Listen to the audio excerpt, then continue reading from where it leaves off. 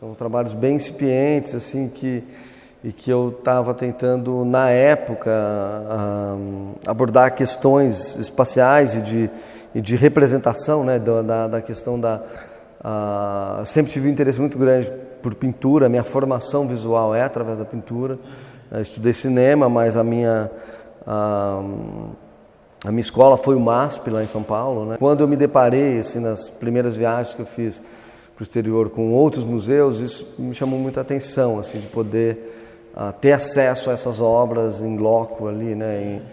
E isso me motivou a fotografar esses espaços que eu até hoje, assim, venho repetindo um pouco essas ações, mas, assim, espaços, eu digo, o espaço de representação dentro da representação, né? Então que eu acho que é a grande temática do trabalho, que ela se desdobra em várias vertentes. E a fotografia, né, eu sempre penso muito ela como o enquadramento, né, essa coisa desse recorte, né, que eu acho que naquela imagem ali do Vermeer ela é muito presente, o fato, né, dessa ação de recortar o quadro, recortar a moldura.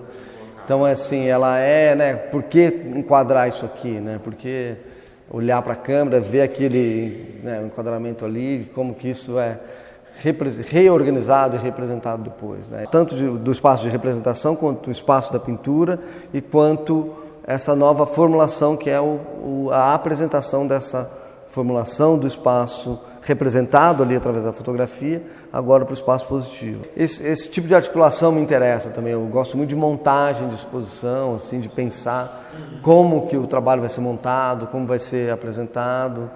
Então, às vezes, assim, eu fotografo porque eu sei que pode ter uma montagem interessante, entendeu? Como meio que essa aqui, entendeu?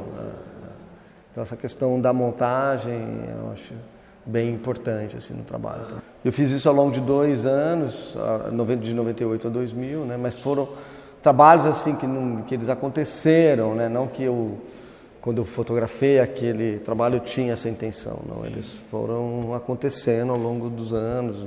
Eu entrei nessa sala aqui no primeiro dia, ontem eu falei, nossa, essas fotografias já parece que elas já são vintage, né? Já são 15 anos, são pouco tempo, mas eu senti uma coisa assim que eu acho que foi bacana. Agora eu estou revisitando imagens de 10, 15 anos atrás, ou mesmo de 5, e elas têm outro valor do que o valor que você fotografou naquela época. Então tem um pouco essa questão temporal na fotografia, ela é muito relevante, né? E ela traz muitas surpresas, né?